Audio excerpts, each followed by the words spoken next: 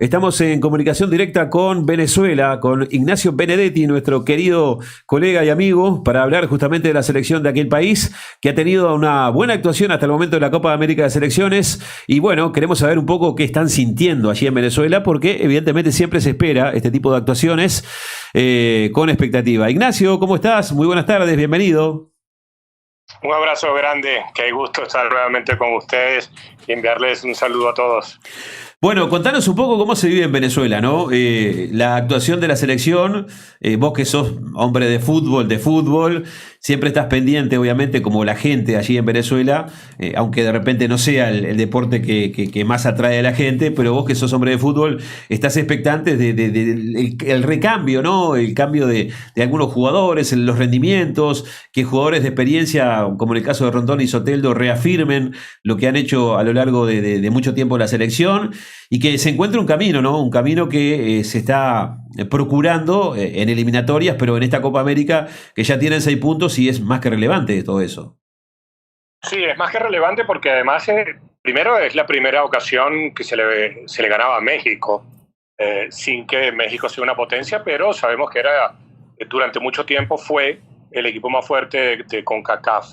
Después, la gente viene muy enchufada con la selección por lo que viene haciendo en las eliminatorias y por ello esta Copa América terminaba siendo recibida con mucha expectativa y no te quiero contar las muestras de emoción del día de ayer. Obviamente el partido terminó tarde, hora venezolana, 11 de la noche y no podemos hablar de celebraciones en la calle, pero sí lo notabas en las redes sociales, en los mensajes de WhatsApp que llegaban.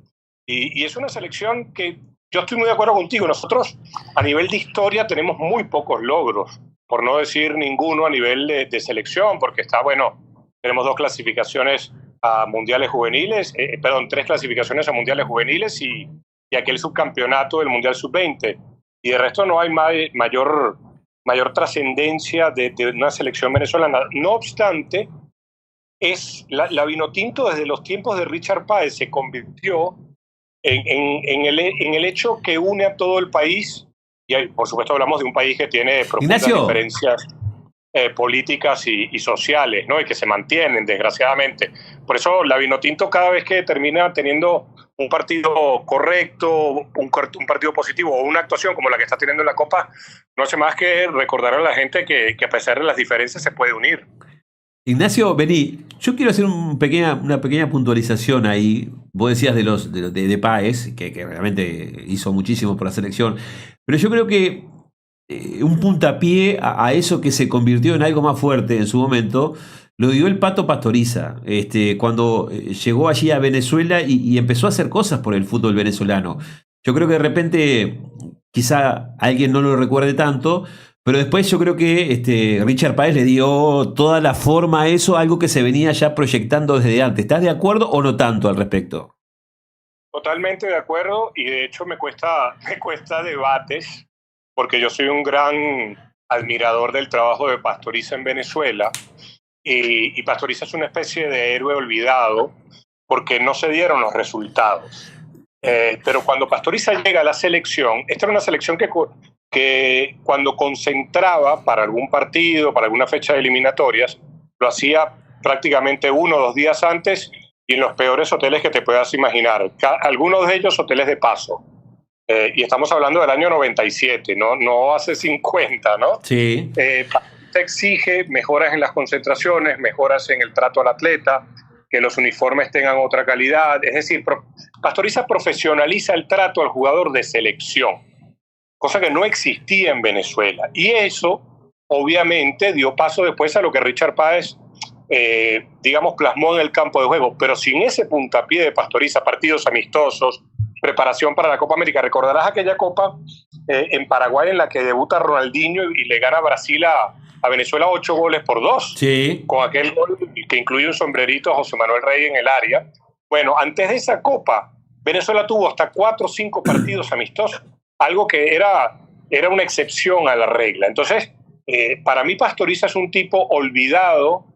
Eso nos llevaría a una discusión el por qué, a una larga exposición que no creo que que sea el momento, pero la podremos tener cuando quieras. Sí. Pero sí, Pastoriza es el gran olvidado y es un tipo que además, yo viviendo en Argentina, ya él no siendo entrenador de Venezuela, sino de Chacarita, me tocó verlo entrenar en Chacarita e incluso llevó a algún venezolano a jugar allá. Y para mí es un tipo que además en Venezuela no se conoció la historia del Pato como jugador, pero como jugador ya no sus cualidades, sino como líder de grupo.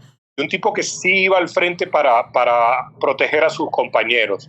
Y esas son las cosas que, bueno, hacen que a los personajes en determinados lugares se les olvide, lamentablemente. No, pero dame igual un par de argumentos más, porque no está mal, viste, reconocer, me parece, a una persona que no está con vida en este momento, pero que de todas maneras fue quien dio ese inicio a todo eso. ¿Por qué no se le ha reconocido, crees vos, más allá de que Páez le da una capacidad ya profesional mucho más visible, pero ¿por qué crees que a Pastoriza no se le reconoce tanto? Mi sensación es que nosotros somos una nación que ha tenido éxitos individuales a nivel del béisbol. Es decir, nuestros beisbolistas como individuos han llegado al mejor béisbol del mundo, que es en Estados Unidos. En el baloncesto sí hemos tenido algunos logros colectivos que no los hemos tenido en el béisbol. En el béisbol el gran logro colectivo data del año 1941. Mira cuánto hay que ir hacia atrás. Pero en el fútbol, como siempre nos iba mal, y siempre éramos lo que se denominaba la cenicienta, y llegó Pastoriza, que era un tipo con un renombre importante en el fútbol internacional.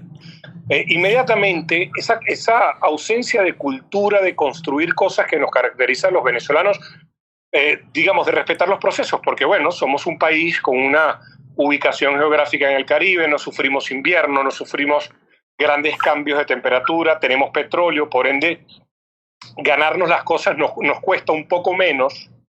Entonces, ¿qué sucede? Que llega Pastoriza y ya inmediatamente se asume que Venezuela va a conseguir grandes resultados. De hecho, el primer amistoso es contra Dinamarca, se empata 1 en Maracaibo. Conoces obviamente el estadio Maracaibo, sabes que ese es uno de los lugares donde nació el viento. Es cierto. Como diría el vampiro Veira. Como cruza la cancha, ¿no? Sí. Yo saco de meta y llega al arco rival, imagínate. Y claro, después aparece la Argentina de Bielsa, nos gana 3-0 y claro, se alternan resultados medianamente auspiciantes con lo lógico que era asumir una selección sin mayores procesos de inferiores.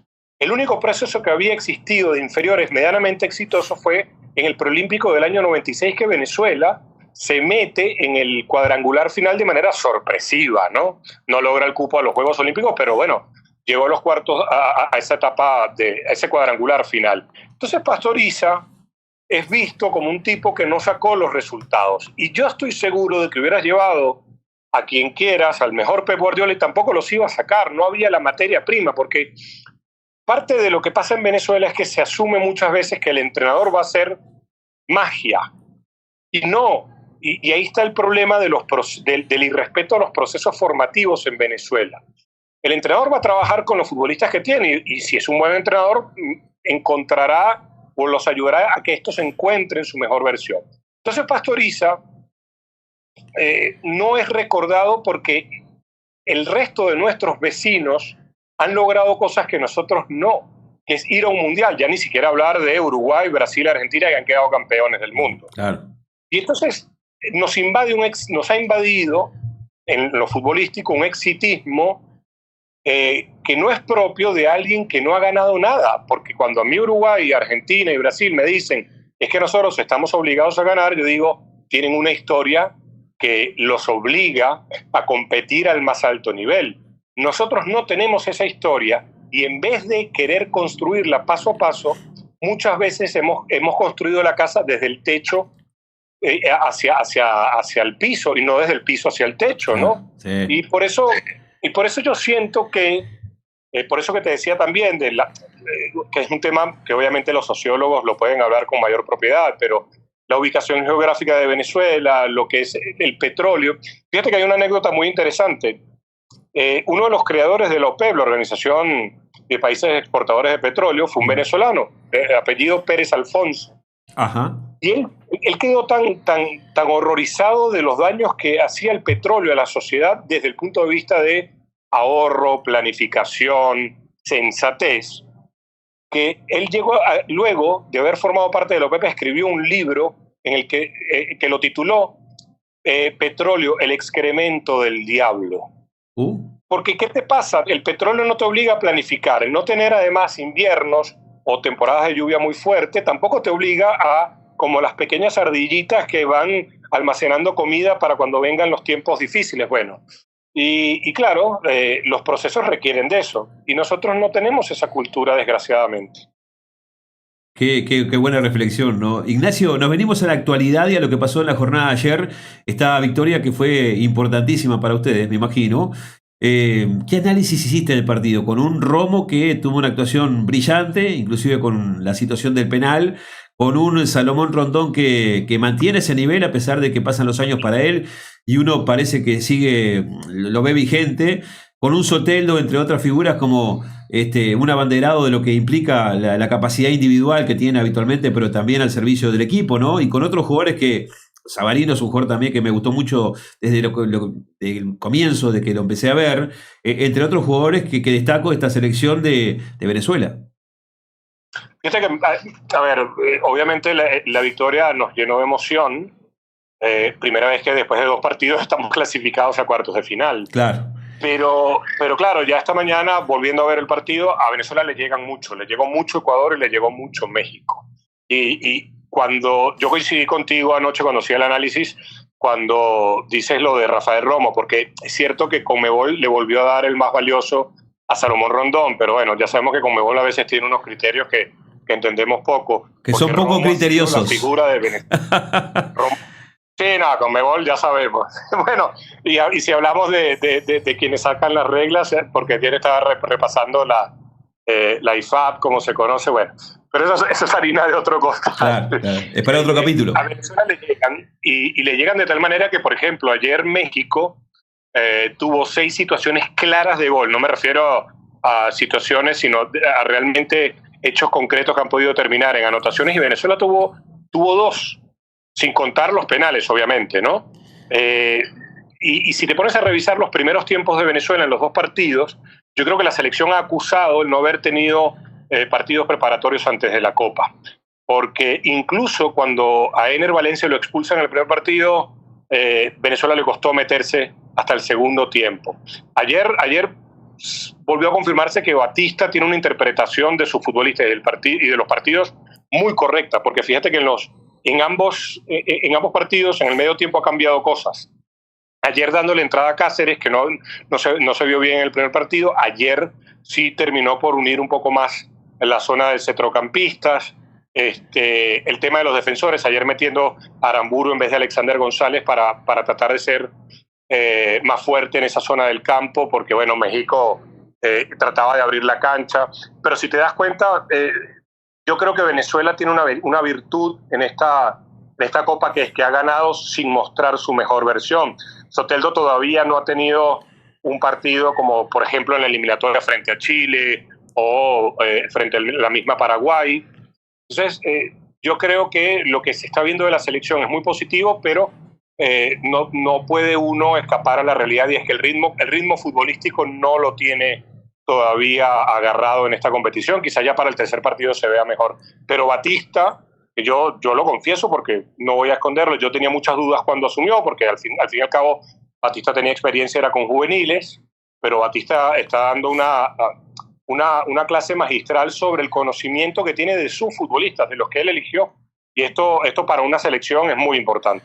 O sea que justamente me ganaste de mano porque iba al punto ese, ¿no? ¿Cómo está el proceso de Batista? Porque no deja de ser un técnico que es de otro país, que viste que como somos a veces muy nacionalistas, y también lo que refiere al concepto futbolístico que él tiene, y eso adaptado a lo que es la idiosincrasia del venezolano, que también termina siendo distinto porque los argentinos no pensamos como los venezolanos y ustedes no piensan como nosotros, entre otras cosas. Alguno de afuera puede decir el fútbol es todo lo mismo, ¿no? Es una pelota, circula, pero hay una cantidad de factores que se utilizan en el Río de la Plata y que Venezuela, por ejemplo, seguramente con el transcurso de los años, el tiempo y de jugadores que tienen experiencia en el exterior van a ir tomando, no sé, Quizá en algún partido hemos visto algún equipo venezolano con algo de inocencia, con el respeto que amerita la situación cuando digo inocencia, de lo que es el fútbol del Río de la Plata, el fútbol brasileño, el de otros países que tienen más experiencia y más recorrido a nivel internacional. Pero justamente quería saber cómo era un poco la adaptación de Batista. Por ejemplo, y te agrego, en el partido de ayer en los descuentos, cuando México le estaba apedreando el rancho a Venezuela, con una selección del Río de la Plata, seguramente el arquero se iba a tirar al piso, se iba a hacer el acalambrado, entonces iba a enfriar un poco el partido. Ayer Venezuela no lo hizo, un jugador venezolano en un momento acalambrado sobre el final, pero el arquero es la clave porque, bueno, el partido se va a parar, porque no va a salir el jugador como es un jugador de campo, y ayer Venezuela no lo hizo por parte del arquero. Fíjate que a mí me encanta y me viene como anillo al dedo este ejemplo que tú das del arquero, porque la International Board ha hecho pruebas en estos últimos meses y quiere llevar el tiempo legal que puede disponer el arquero de la pelota en las manos de 6 a 8 segundos, porque se han dado cuenta de que cuando los arqueros se tiran al piso, el promedio llega hasta 20 segundos de pérdida de tiempo. Entonces, hay cosas que nos faltan. Y obviamente en el tiempo de Pastoriza, en el tiempo de Páez, en el tiempo de Farías se fueron agregando algunas cositas, pero la inocencia se pierde no solamente, creo yo, porque te la transmitan como concepto, sino porque tienes que jugar y tienes que jugar contra los grandes. Tienes que jugar siempre contra los tipos que te obliguen a más, que te obliguen a ser creativo, que estés ganando 2-1 o 1-0 como ayer ante México y te estén eso mismo, apedreando el rancho y digas, ok, ¿cómo hago? A ver, Batista también ayer tuvo un momento que a mí me sorprendió, porque Venezuela termina jugando con 6 defensores. Y uno dice, bueno, si yo sé que México me va a llenar el área de centros, ¿qué me compensa más? Tratar de quitarle la pelota a México un poco más adelante, y con esto me refiero a 10 metros, no estamos hablando de que Venezuela fuera a atacar. Es decir, minarle el camino desde los centrocampistas o llenar de centrales. Y llenar de centrales no terminó siendo la mejor opción, porque el resultado dice algo, pero México tuvo situaciones de gol, por eso fue romo importante. Yo creo que Batista, Batista llegó con Pekerman, fue conociendo, Batista era el tipo que llevaba los entrenamientos, porque Pekerman no estaba ya en condiciones, una cuestión de edad, esto no es una crítica obviamente, y él conoció mucho la idiosincrasia del futbolista venezolano. ¿A qué va con esto? El futbolista venezolano está muy acostumbrado a un fútbol de transición rápida, porque los campos en donde jugaron como chicos eran un desastre, estaban llenos de piedras, eran los potreros que se conocen en el Río de la Plata. Pero nunca tuvieron entrenadores de chicos que les obligaran al chico que veían que podía controlar la pelota, que los llevaran a que mejoraran eso, sino todo es a la transición. Entonces, salvo la época de Richard Páez, que es la excepción que confirma la regla, todas las selecciones venezolanas y todos los equipos venezolanos se han sentido cómodos jugando al contragolpe. Batista no modifica esto al inicio, pero él me dice a mí en una charla para mi canal de YouTube que él siente que el centro del campo, en su manera de ver el fútbol, es la parte fundamental de un equipo. Y en esta selección, Venezuela, o para esta Copa América, Venezuela llevó 12 mediocampistas. A mí no me extrañaría que ya empiece a introducir algunas variantes ya en el partido frente a Jamaica, porque él quiere darle a la selección una posibilidad de ser un equipo más compacto y que se haga fuerte en el centro del campo, porque a veces en Venezuela, cuando tú dices hacerse fuerte en el centro del campo, inmediatamente lo emparentan con largas posesiones. Y no, y a veces te tienes que hacer fuerte desde que obligas a que el rival juegue en determinada zona porque es lo que te conviene, o porque en el centro del campo vas a armar un fortín y de ahí no va a pasar el oponente. Entonces yo creo que Batista está intentando eso, pero también es un tipo con un sentido común, y eso sí me he dado cuenta, muy desarrollado, y no va a comer vidrio. Intentará un par de cosas, y si ve que los futbolistas no se sienten cómodos, volverá a hacerse fuerte desde las bases de un juego más rápido, un juego más vertical, con futbolistas acostumbrados a largos recorridos. Ignacio, ¿cómo viste a Uruguay vos? Porque uno ya tiene concepto, más o menos, y somos muy críticos muchas veces los uruguayos, que de eso también se vive, ¿no? De la crítica y tratar de evolucionar. de cambiar cosas que de repente no están bien. ¿Cómo observaste Uruguay? Bueno, nosotros vimos ese primer tiempo que fue muy bueno, sin la efectividad que debió tener la selección de nuestro país, y en el segundo tiempo que caemos a veces en un caos. Sí, yo siento lo mismo que acabas de mencionar. A mí Uruguay el primer tiempo me llamó la atención por la falta de efectividad de un tipo como Darwin Núñez, por ejemplo, porque no es cualquier delantero, estamos con un tipo top del mundo. Y a mí me hizo pensar mucho, me hizo reflexionar mucho el segundo tiempo de Uruguay, por dos cosas. Primero, porque a veces creemos que tenemos que todo es lineal, es decir, como que bueno, el equipo llegó muchas veces y se siente bien. Y a veces llegar muchas veces y fallar te tumba la moral, porque empiezas a sentir que tú eres el rival, tú eres tu propio rival. Y yo creo que a Uruguay le pudo haber pasado eso, ¿no? Y después, lo otro que me quedó la duda, y ustedes lo tendrán mucho más claro obviamente, ¿por qué tanto tiempo para que entrara De la Cruz? Claro. Porque ya un partido en el que el rival, que tú sabes que es muy físico que es más físico que futbolístico, a mí me gusta combatirlo desde lo futbolístico, que es donde no va a poder responder. Y a mí De la Cruz me encanta, y es un futbolista que le da a Uruguay versiones y posibilidades extraordinarias. Y yo considero que después Bielsa termina siendo muy sincero en la rueda de prensa diciendo no es que el rival nos complicó, es que nos complicamos nosotros. Sí, pero se complica también Uruguay desde la tardanza en el ingreso de futbolistas como De la Cruz, que te dan otro ritmo de partido, otra inteligencia, eso que siempre hemos hablado, manejar los tiempos. Bueno, De la Cruz es eso. Y no me extrañaría no verlo de titular en este próximo partido. No, es que hoy juega, Ignacio, eso queda tranquilo, que juega. Claro. Son parte de los caprichos de Marcelo Bielsa, ¿no? Que los tenemos, es una de las cosas que acá tenemos como polémica internamente, de las cosas que el técnico a veces, cuando todo el mundo ve claro que tiene que pasar esto, no pasa porque él tiene su concepto, ¿no? Te pido un pensamiento acerca de Brasil, de este Brasil que no tiene líder en la cancha, y que el otro día pasó lo que vimos de Brasil, y un poco de Argentina, ¿no? Que de repente tiene a un Messi en una bajada, se puede llegar a decir, pero sigue siendo Messi con destellos de la magia que indudablemente tiene un jugador que ha sido el más importante del mundo en los últimos tiempos. Este es el peor Brasil que yo he visto en mis 47 años, y yo tengo muy presente el Brasil que casi no clasifica al Mundial de 2002, pero aquel Brasil tenía figuras, tenía futbolistas en el centro del campo, tenía dos laterales como Cafú y Roberto Carlos, se recuperó Ronaldo, en la eliminatoria Romario le salvó las papas un par de veces, después Scolari decidió no llevarlo, es decir, había figuras. Cuando yo veo a Vinicius, veo un muy buen futbolista que todavía le cuesta a veces tomar decisiones, porque si pierdes 18 pelotas, me estás hablando de un jugador que ha debido darse cuenta de que los futbolistas, de que sus compañeros no lo están acompañando. Entonces, es una Brasil muy pobre, muy pobre. Yo no, de verdad, a mis 47 años no recuerdo una versión de Brasil así. Y para mí es una consecuencia de un cambio que se da en el fútbol brasileño a partir del Mundial del 86, que lo vimos con la selección del 90 de Lazzaroni.